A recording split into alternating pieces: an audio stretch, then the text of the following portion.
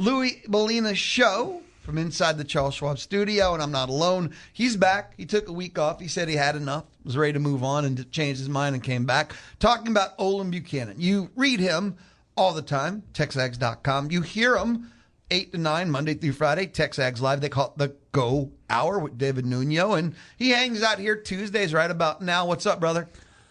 Oh, glad to be here. Missed talking with you last week. I was afraid that might miss you today, but because there was a press conference, but everybody was on time. How's Oklahoma City? It's all right. It's just all right. Had a couple of good steaks. Oh, yeah. You go to Mickey Mantle's? Where'd you go? No, I went to the Cattleman's. Oh, yeah, okay. We spent some time in Bricktown. I'll say this. It was the closest I've ever been in my entire career in a hotel to the arena. It was literally like I'd say a 50-yard, maybe not even walk from the hotel to the media entrance. So that was really, in fact, one time I went to the arena and I was getting ready to set up everything, and I got my laptop out and I didn't have my power cord. Just walk back? No big deal. 3 minutes later, I was back with the power cord. How often do you get to walk back from the press box to your hotel room? Rarely.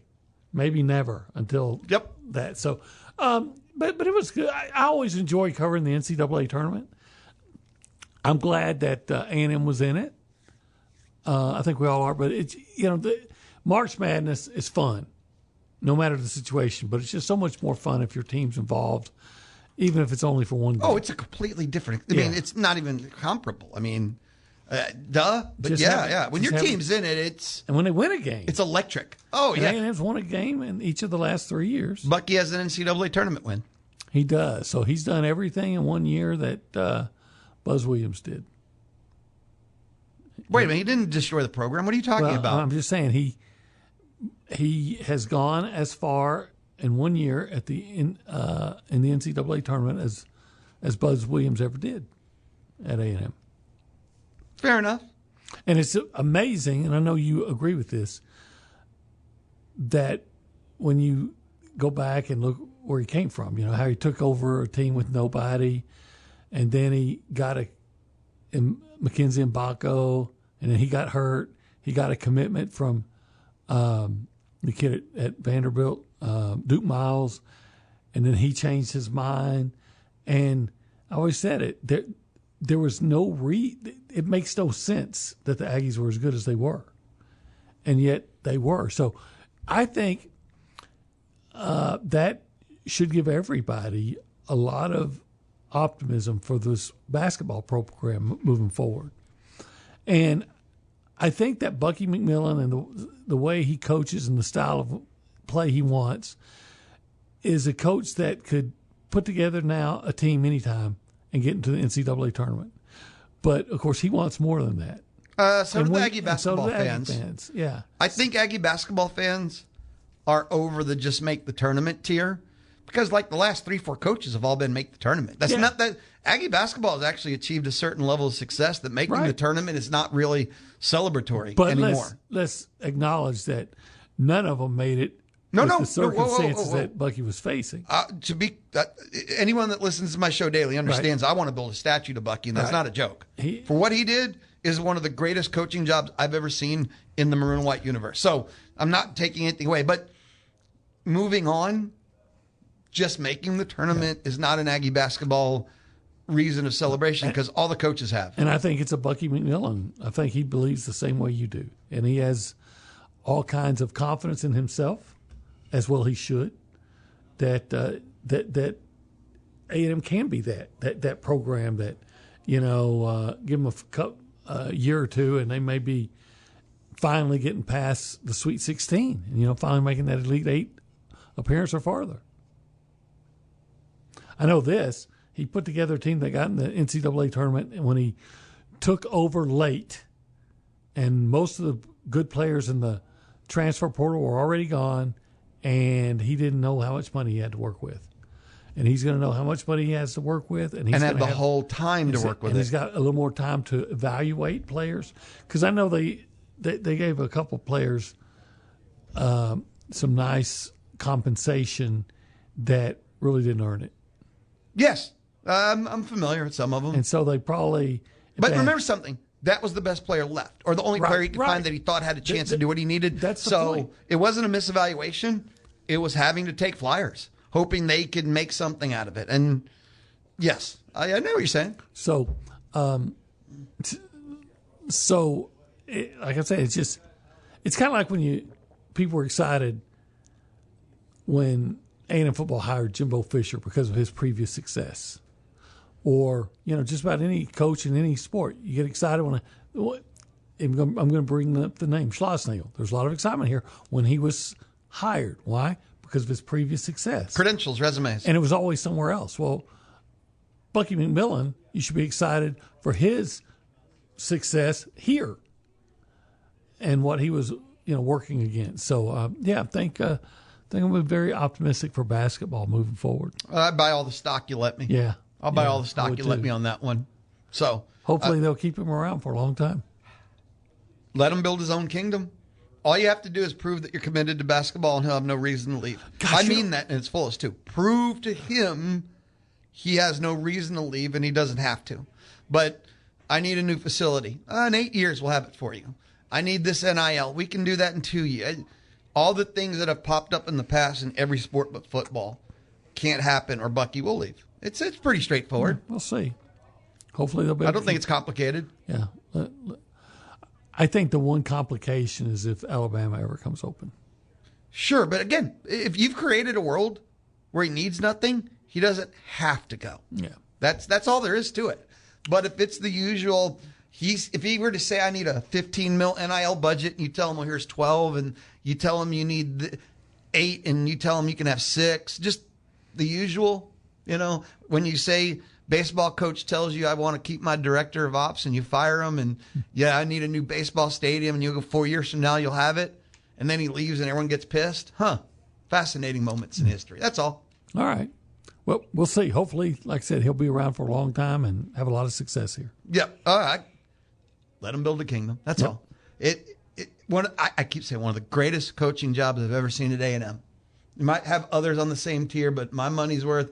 One of the greatest ever. Now I was in Austin at the time, so I didn't see it close up. But like Gillespie took over for Watkins and got him in the NIT in the first year, right? Mm-hmm. So that was obviously pretty amazing. And of course, Shelby, if you're going back, he did some amazing things. Yeah. But yeah. And the other ones on the same tier were Sumlin year 1, but he didn't take over a team devoid of talent. And the Schloss year 1, taking the College World Series, he just took a team that had been underperforming. He didn't take over a team devoid of talent. Those are still incredible. That's the same tier. Yeah. I just see the differences. And you always got to go with Bucky took over 0.06% returning production. That's it. That's crazy. That's all you got to say for me in my taste. But so, I think we'll have people actually looking forward to basketball. Ooh, yeah. Leading into next year, come the October. bump it could mean in attendance, not just the NIL stuff and all, but the bump in attendance. Like, where can you start so far ahead in just the fan buy-in with what they've had now? Louie, how crazy would it be to suggest that could basketball actually become a revenue-producing sport here? Am I losing my mind? And it would go a long way in the new NIL universe. I think they would celebrate if they just broke even. Do you think basketball could get enough support to fuel its own NIL? Yes, I do. That would be huge, wouldn't it? Yeah, if you get a couple of rich guys that just like basketball, and I've seen that happen before. Well, you've got you. Yeah. You got the fat Texags money. That fat Texag's been on a diet lately. Sorry, that's pretty funny. Now, Lucci might, Lucci could buy the basketball team. He probably could. He's got animals. He's got, he lives that life of luxury. He does. So his whole life is like, I don't know when the time comes to retire. I don't know that. Retire from what? Right. He's already retired. He's just retired and works. Retire from what? He has to talk twice a week? He lives talk? a charmed life. I talk no more. I'm retiring. But he earned it. He earned it. I didn't say he didn't. I know you didn't. I'm just giving him. Hey, don't get me in trouble. I'm just making sure if he's listening. Yeah, he earned it. What, are you trying to cover your butt here? Heck yeah, he is the boss. It's 2:01. Your phone rings. Lucci. I heard you on Louie show, and I don't want him to go like Trump on The Apprentice all of a sudden, call me up, so you're fired. He loves you like a brother he never wanted. It's okay. Yeah, but I'm afraid that brother, he loves me like a brother, and that brother is like Fredo and Michael. I knew it was you, Olin. 979. You broke my heart. You know, okay, I got it. I'm sorry. Do you know that today, like 1972, release of the movie The Godfather? Is that right? This day in history. I remember going to see that movie. I was probably 12, and I was going to see it with my mom and dad. Well, it's 54 years ago, but it was this day in history, yes. Yeah, well. I never went to the theater. I'm not that old, but it's my favorite movie of all time by a mile. The Bruton Terrace 4, because they had 4 screens in one place. The Bruton Terrace 4 up there on, I think it was Buckner. Bruton Road. Bruton, that's why it was called Bruton, in Dallas, Texas. That's where we went to see it. Jim texted, and he asked a very simple question. Will Bucky get an extension? That's a great question. And I know it's something that Lucci will be talking to him about soon, and Trev. I can't imagine that they're not going to do something with his contract. Some kind of raise, some kind of extension. I don't know if it's a 10-year rolling with double his money, but there's something. Yes, when you do this, you get something. I mean, he exceeded all expectations. Remember, they were 13th in the SEC poll, and I couldn't believe they were picked that high. A lot of people shared your sentiment. And I remember saying on the Go Hour one time, I said, if somehow, I know they got a weak schedule, because they did, because Buzz left him with, that tournament they couldn't go to that was Players Era. So I remember thinking, if they can go 17-16, have a parade for him, because he will have exceeded expectations just with a winning record. So when you go in and not only have a winning record, but, what is it, about not halfway, about a third of the way through SEC play, you're in first place, and then, finish fourth? Yeah. And go to the tournament? It really is. It really is amazing. And you know what? The thing about him, why I think it could actually be a revenue-producing sport here, I think he's the right guy at the right time, because he just seems like he's not only charismatic, but he's likable. He's extremely likable, and he's just he just conducts himself like he's just a regular guy. And I don't know that A&M has had a personality like that as basketball coach. Buzz didn't even like his own fans, and he actually said it. Buzz was the cult of Buzz. And then Billy Kennedy, wonderful person, but I wouldn't say he had a charismatic personality. Maybe that's had something to do with his diagnosis. Turgeon, everything I heard about Turgeon was he wanted to leave the day he got here. This was a stepping stone from day one. Gillespie, a lot of charisma, but some inner demons. Okay. Gillespie was fascinating in that I think everyone liked him, but you weren't going to hug him. So when you say likable, he was kind of very Texas A&M, hard-nosed, hard-working, but there wasn't a huggability factor. Okay. You see the difference? Yeah. And then before that, Melvin, and then Tony Baroni. Losing is not huggable. Losing is not adoptable, relatable. You can't be community with losing. And Baroni, who I liked, he was as huggable as a porcupine. So I think you'd have to go all the way back to Shelby to see a coach that is as likable at A&M basketball as Bucky is. And I think that his enthusiasm is almost boyish. His enthusiasm, the way he wants to play, all those things, I think it's just the perfect formula to really make basketball a popular, not just, I've always said basketball is the ultimate bandwagon sport here. But I think he can make it. He can make it something more than that. You got to have a dedicated base. And look, the most important job he's going to have to do is to be likable to the people that are going to donate millions. It's not even about the ticket sales. It's the NIL contributions. That's the thing that counts the most. That really counts. But you know what? He also makes himself available to just the normal fans. Like it when they had the deal at Century Square. Yeah. To have the watch party. Man, by all accounts, that event went awesome, too. It did. And, in a year or two, maybe next year it'll even be bigger, and then bigger than that, kind of like your Troubadour Fest that you were just talking about. Oh, man, that thing's incredible. Are you going Saturday or are you working? I'm working. Where? Here. You're coming back to the Charles Schwab studio? Well, not here. I mean, in College Station, because they have practice. We're talking about practice. Troubadour Festival's in town, and you're talking about practice. Work always comes first. I'm taking a timeout. This is the Louie. There's certain things I can't deal with. That's one of them. First one I've missed in, 3 years? Yeah, Troubadour Festival. It's fun. 30 barbecue joints. I know. I like it. Texas Monthly. It's awesome. Snows is here. Snows. Robert O'Keen. Robert Earl. I like Robert Earl. We had him on our show last season. I love him. Love the guy. Man, got stories. It feels so good just feeling good again. I could list about it.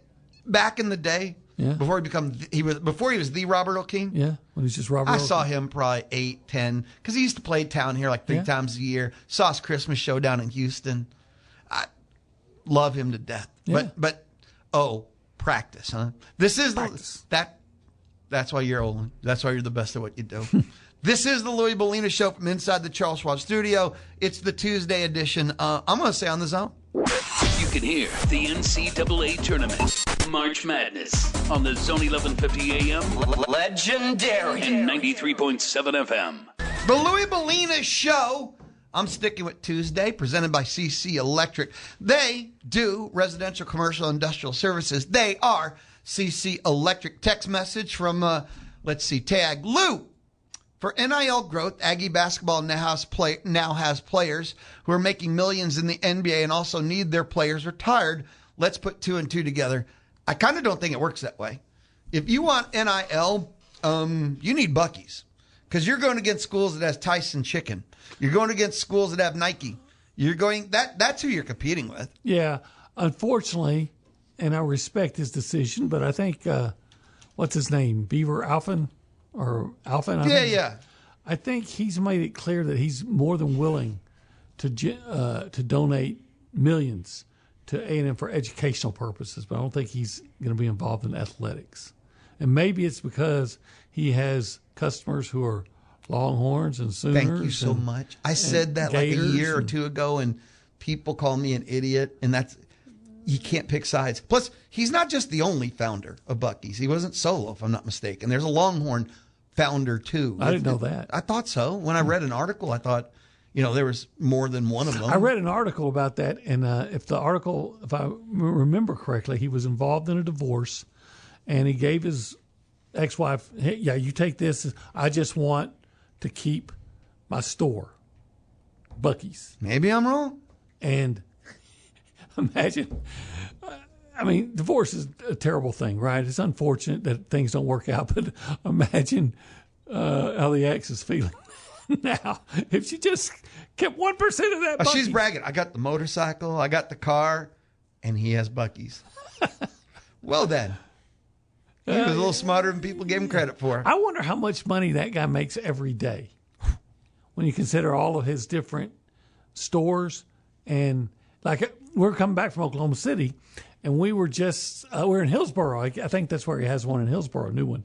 And we needed some gas, and of course, you want to stop there because the restrooms are pristine and all the. And so he has to have 250 gas pumps, and they're all in use. And then you go in to the. Have you ever been to a Buc-ee's that's slow? That's the point. That's the point, right? Have you any Buc-ee's you've stopped at, driven by, and went, and it's all, wow, there's 5 cars. And at what time of day were you? And it was not very crowded, You'd have to be well up after midnight. So I just wonder how much that guy makes every day. Now, hopefully, and now he pays his employees really good, because you see they have their pay scale out front, when they're trying to get people to want to work there. My son came to me today and said, Dad, I'm just going to go to work at Buc-ee's and try to work my way up. I'd say, great. Sounds like a great plan. But anyway. Wait, isn't your kid going to go work in Arizona? American Express, in Phoenix. I wasn't going to give the city away. I don't want people to go hunt him down. Well, it's a big city. So I'm just saying that they pay well at Buc-ee. So anyway, maybe someday he'll kind of change that. And you know what? Maybe he's is donating athletically, but he's just keeping it quiet.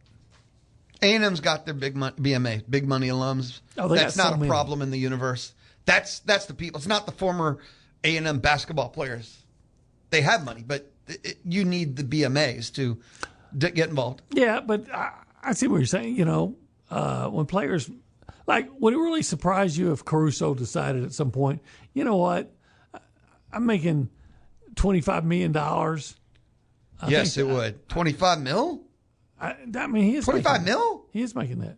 Yeah, but he's going to give his whole 25 mil? No, so I'm not saying he's not going to give it all of it. Oh, I thought you said he's going to donate 25 mil. No, but maybe he's going to make a nice donation at some point. Sure. Hey, A&M basketball got me to this point. So I thought you said I'm like, what? No, you're not going to give everything. I mean, that would be quite generous. I'm giving the entirety of my last contract to Aggie basketball, and he'll start his speech by going, do you know I was a ball boy? You know the joke about that, yeah. Yeah, that would be awesome. So, yeah. I'm very optimistic about the future of A&M basketball. I think I'm always optimistic about A&M sports because I just see I see the landscape and the geography and the money that I'm 100% on board with you. So everybody should be good. But help define that optimism. And here's what I mean. Is Bucky going to win a national championship? You're optimistic for a second weekend, optimistic for a Final Four. What do you mean? What's your optimism? Let me go in stages. So let me say I'm going to be optimistic that the second weekend or even the Elite Eight is very attainable. Okay, right? sure, that's fine. And once I've attained that, then you say, well, now you know what? The Final Four will be attainable. And then once you do that, hey, get into the championship game. And then once you get that, maybe the national championship. Because let me ask you something, Lewis.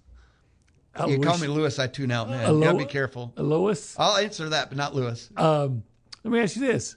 Do you think of the University of Houston as being a successful basketball program? Absolutely. And yet they've never won the national championship. Dude, I grew up in Houston. Moved to Houston. I went to games. Yeah. So, but they've never won the national The greatest dynasty that never was is Phi Slamma Jamma. The greatest dynasty that never was. They would have won by today's rules. Yes. Yeah. James Scoggins texted and said, the Buc-ee's in Gonzales isn't typically too bad, but it's little. Okay. And then I got a text message. All right. A little off of the universe we're in right now, but from Eric. And Eric, it's too long to read. And okay. Louie Bellina Show, PSA. Is there a highlight? Public service announcement. Once you hit over 3 sentences, that's not a text, that's a phone call. This thing is 7 sentences long. If you have a thought that's that long, you should probably call me on the D4 Land Services hotline, and we can talk. Anyone wants to dial 979-693-1150. And if you ever need your land fixed up, land cleared, land excavated, go to d4landservices.com, d4landservices.com. So I'm going to take this phone call that he texted and sum it up, and it's about women's basketball, and I don't talk about women's basketball anyway. So, but here's what I will say. In every women's sport, the NCAA selection committee, they don't care about seeding. They just get the 1 seeds, and then everything is geography. They want to save money. I've seen that. There's a reason why the women's basketball, they're playing on home courts and not neutral like men's. So after that, if a coach wants to complain about where they were sent, they're missing the point. I covered Texas women's basketball back in like 02, 01, and the first round they played in Cincinnati. And the second round, also in Cincinnati, they played Arkansas, which was the last game that Gary Blair ever coached at Arkansas. I caught him after the game. Said, "Hey, Coach, there's a lot of rumors that you're going to A&M. Can you confirm that?" And he said, I just don't feel like it. And showed up in USA Today the next morning. Oh, okay. All right. Thanks, Coach. The next week after that, they played in Palo Alto, where they beat, I want to say, Minnesota and then LSU. And then the next week, they went to Atlanta. Were these neutral sites? No. Okay. I mean, yes, these are all neutral sites. Yes, they were. Well, I guess maybe not. I don't know. I know Atlanta definitely. I can't remember. I suppose Stanford was playing. I just remember Minnesota. I don't even know. That's who Texas played in the first in the Sweet 16 round. And I don't know who. And they didn't have to play LSU. I don't know if LSU played Stanford or not. Huh. So what you're saying is they would have 4 teams all in an area where one team was the host. Yeah, isn't that right? Okay. Women's I don't know. basketball? It's been so long. And look, and as far as seeding goes, and oh no, I've been sent to the same place. Aggie softball got paired with Oklahoma 4 times in like 6 years, and Oklahoma was the dynasty. And they got paired either regional or super. Right. Why?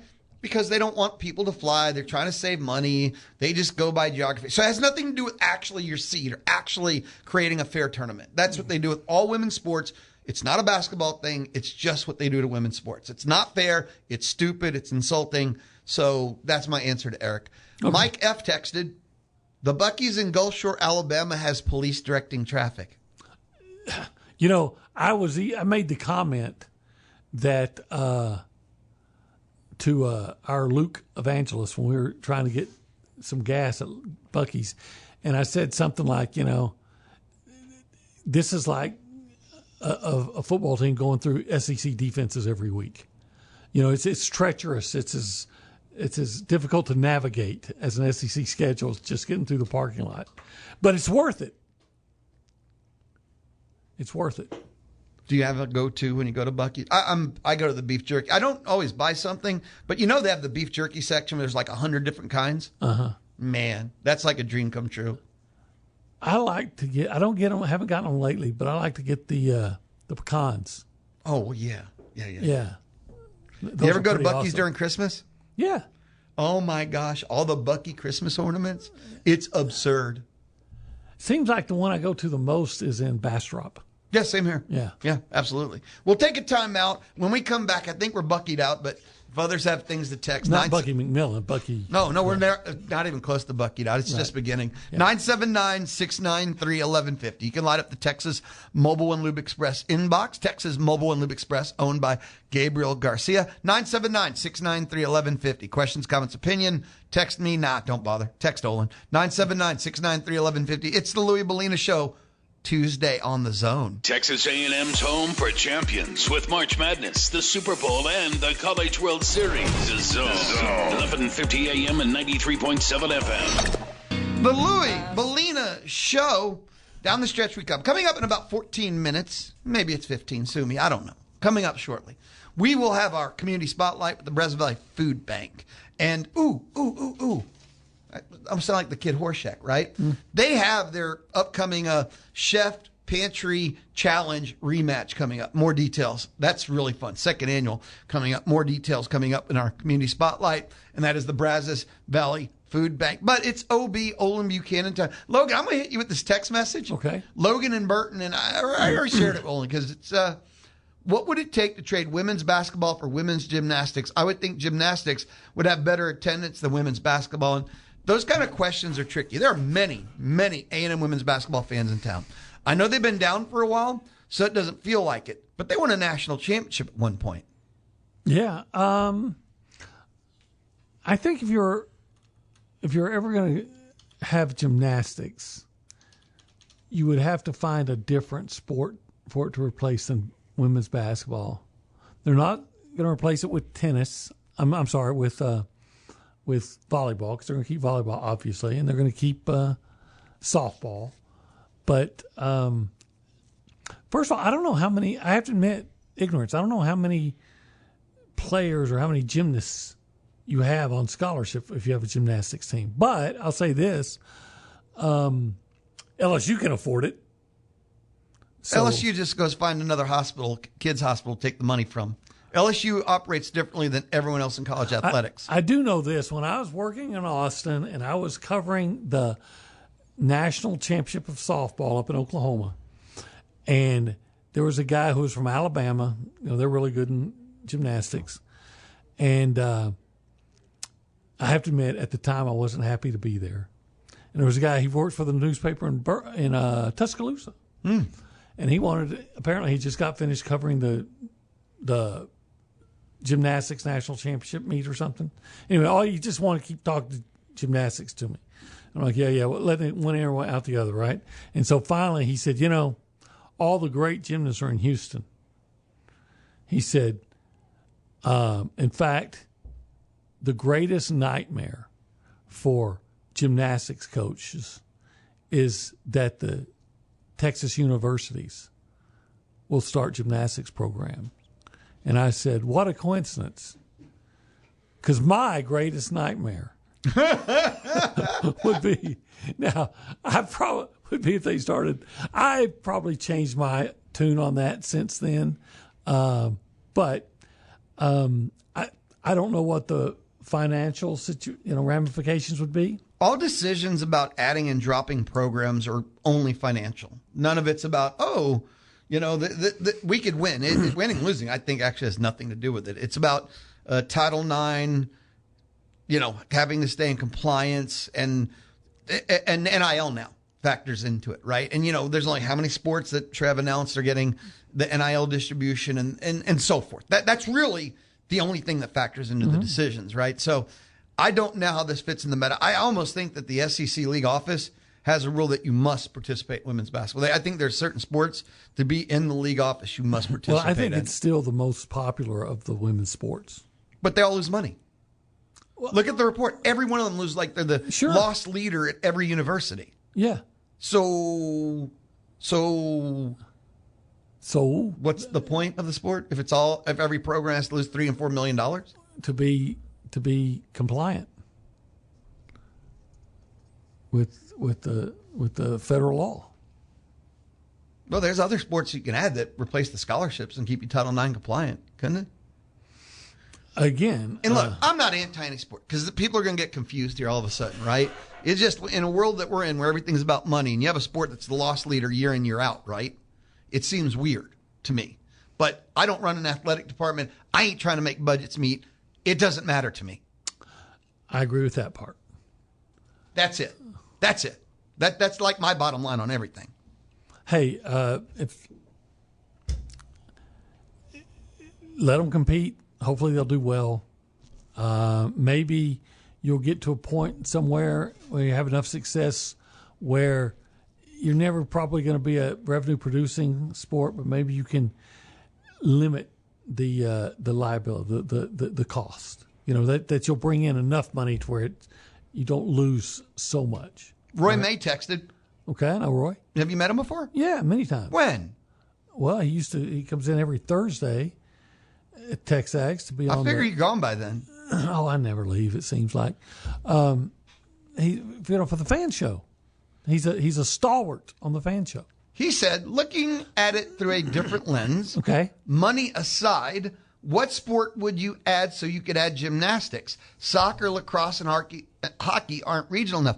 I'm not sure that's correct because you never have to add men's sports. You don't have to, right? Yeah, Title IX and keeping the money budget is never about adding a men's sport. Usually, you're killing men's sports. But if to make things fit. If you were gonna, I say usually from what I've seen, I want to.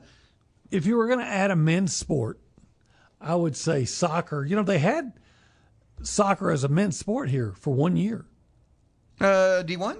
Yeah. Oh, I didn't. Like in 1981, and then Jackie Sherrill came in, and they started putting all the money back into football. And so, in fact, I talked to guys like Eduardo Palomo, Guayo as he's known, great Aggie. And he was here, they had a lot of guys from Central America who were students here that were on the team. And 1 year. And it was 1 year. And I do want to be clear. When I say normally, from what I've seen, is a better phrasing of that statement. Texags did a kind of documentary on that. They called them The Lost Letterman. It was Gabe Bach's idea. And, it was... Sounds cool. I remember, I can't tell you, Robert Sessom would know the guy's name, but he was a reporter at the Eagle. But he'd mispronounce it and no one would still know. He was a reporter this guy was a reporter at the Eagle, and he was covering Jackie Sherrill's first game. And I think, didn't they lose to Boston College? They had some guy named Flutie that no one had ever heard of. And he wrote, A&M did away with the wrong sport. Oh, no. What? Yeah. So there was soccer for a year. I'm sorry. That's pretty cool, though. I'm not going to lie to you. That's actually interesting to me. I did not know that. An effort. Is there a sport you like to see? Now, let's take a moment, because Roy May said, for men? Money aside. Is there a sport you think A&M should have? Male, female, plant, animal, mineral. I don't care. Is there a sport you think A&M should have? Oh, I think if there was a sport, I would say gymnastics, right? I just said that, and we all know, apparently Houston is the gymnastics capital of the world, right? Or the United States anyway. So you wouldn't have to go far to recruit. You probably didn't have to pay them, because if you're in gymnastics, your mom and dad probably had the money to send you there to get good at it, right? People that have money, they'll want money. They'll take not having to pay college tuition, right? But if it was a male sport, what male sport? I had I guess I would call him was he a nephew? A great nephew that played hockey at Baylor. He wasn't a good nephew. He was a great nephew. Yeah, I think he played hockey at Baylor, and they came up here, or down here, I guess it would be, to play the Aggie hockey team. The Aggies, blew them out. Destroyed them. So, maybe that would be the one, hockey, because maybe you could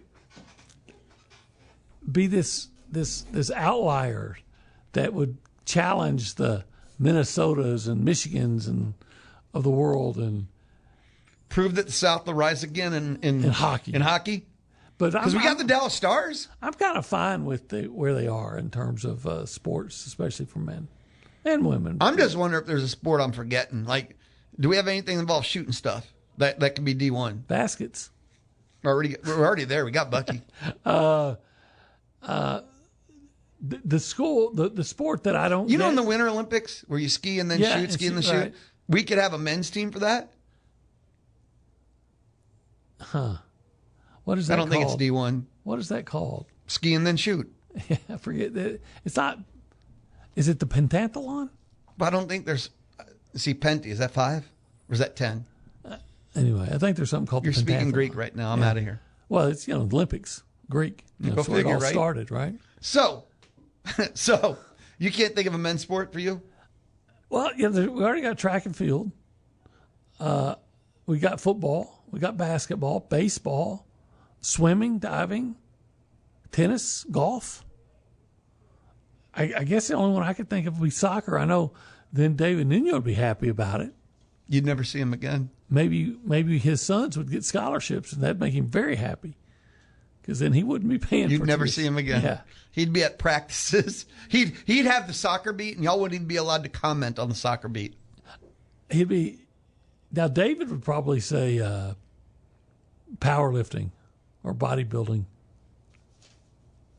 That scares me a little bit. Powerlifting does work with football, Doesn't necessarily mean you're going to be good, though. Ask witness Dennis Franchione. Now that Bucky Ball is done. Okay, now that it's done. What's next for you for Texags? What's the next beat? Spring football. In fact, when I leave here, I'm going to go home and start writing a column about Ashton Bethel Roman. He's a wide receiver. And then I'm going to be working on covering spring football until the spring game, and then I'll be doing stuff in preparation for the NFL draft. And when that's over... Are you going to the draft? No.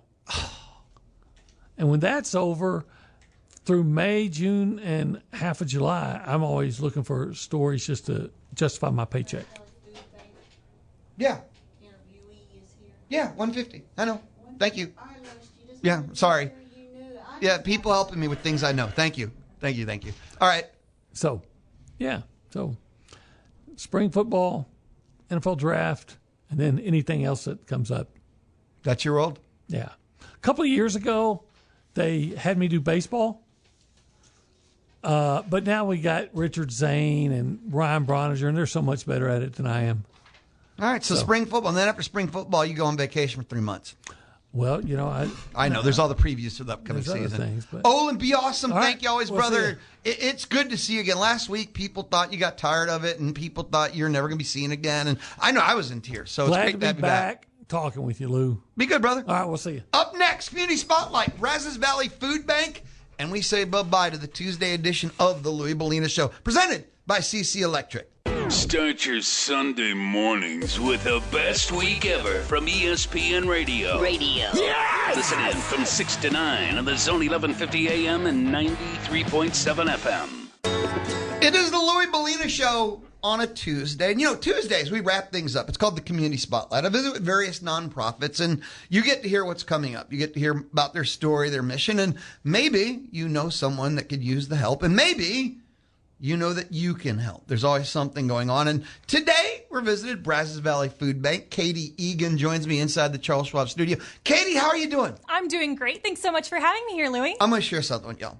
Katie was outside the studio, and from the entire time I first saw her to now, she just has a smile on her face. Just one of those people, happy, smiling, and I'm sorry, you make me happier just being in here. So it's a pleasure to meet you. Such a pleasure to meet you, and truly happy to be here. I can tell, trust me. And I think she's smiling because Brazos Valley Food Bank, have upcoming their second annual Pantry to Chef Challenge. What is the Pantry to Chef Challenge? This is such a fun event that everyone can take part in. The Pantry to Plate Chef Challenge is coming up on April 16th. And so I'm going to walk you through kind of what this looks like. If you have ever watched any TV show that has a chef competition, imagine watching that live in person. So we have 3 local chefs facing off in a competition against each other to see who's going to be the Pantry to Plate Chef Champion. Last year, we had Chef Tanner from the Wild Grain take home the championship. So he's hoping to do that again. This is a rematch. And so we've got Tanner from the Wild Grain, we've got Blake from Zeitman's, and we also have Irma from Te Cura Mucho. So 3 really talented local chefs. And what they do is they take ingredients that you can typically find at a food pantry, and they transform those ingredients into really delectable dishes that ultimately are judged by a celebrity panel of judges. So it is a fantastic time that also offers some opportunities for people in the crowd to get involved too. Nice. Now, when is it? Yes. We know this epic, and again, I was a Food Network for a long time junkie. So when you say these food challenge shows, I know exactly what you're talking about. For anyone that doesn't, new experience, food challenges, watch it live in person. Audience participation will be encouraged, will be allowed, but when, where, what, huh? Yeah, it's coming up on April 16th. It's at 7 p.m. at the Texas A&M Hotel and Conference Center. And so this is going to be a really fun evening where you can have some hors d'oeuvres, you can have some drinks, and you can watch the cooking competition happen live in front of you, and it's going to be spectacular. Thursday, April 16th. It'll begin at 7 o'clock. It's at the Texas A&M Hotel and Conference Center. And, we live in the modern world. So where do they go online to get more info, get their tickets? And 5 minutes from now, they're going to forget everything I said. So where do they go to remember everything? Yes, it's on the Brazos Valley Food Bank's website, as well as our social media pages. So go to Brazos Valley Food Bank's website. It's bvfb.org, or you can visit any of our social media pages, Facebook, Instagram, and it will have all the information you need. If you want to be a sponsor, if you want to get a table, or if you want to get an individual ticket, all of those are options to support the fantastic mission and vision of the Brazos Valley Food Bank. There's a lot of different sponsor levels, by the way. There are, yes. They range all the way from being our title sponsor all the way to being a table sponsor. They all come with different benefits, advantages, whatever you want to call them, based on the level. And so based on your ability to support the Brazos Valley Food Bank, we want to recognize you for being a sponsor of this fantastic event for the Pantry to Plate Chef Challenge. There's 2 different tiers of table sponsors. There's chef sponsors, there's the bar sponsor, food sponsor, pantry sponsor, parking sponsors, or you just buy a ticket. Either way, you're helping the Brazos Valley Food Bank. That's where all the money is going, to help people with hunger, helping them. And you guys do so many different programs and events and stuff throughout the year to help people. And that's what's all going on with the Brazos Valley Food Bank. That's what's important, is we want to continue to be able to serve people across the 6 counties of the Brazos Valley, serving tens of thousands of our neighbors in need across the Brazos Valley. And that's how you can help us continue that mission, is by supporting the Pantry to Plate Chef Challenge. It is the Pantry to Plate Chef Challenge. It is April 16th, 7 o'clock, A&M Hotel and Conference Center. One more time, because that's what people are going to remember, the website. That's the important part. It's bvfb.org. It's the letters of Brazos Valley Food Bank.org. And go on there. It's So under sneaky. Community Events. So sneaky. bvfb.org. Check it out for yourself. Go get more info. And maybe that night you're already busy. You can check out their mission. You can get more information. You can find out how you can be involved more than just on one Thursday night. You can find out everything you need at bvfb.org. It is so great to meet you. So great to meet you, Louie. Thank you so much. And best of luck on Thursday the 16th. Yes, we're looking forward to it. Hope to see you all there. I got to roll. I'm back tomorrow at 11. Have the most amazing Tuesday, everybody. This has been the Louie Bellina Show, presented by CC Electric.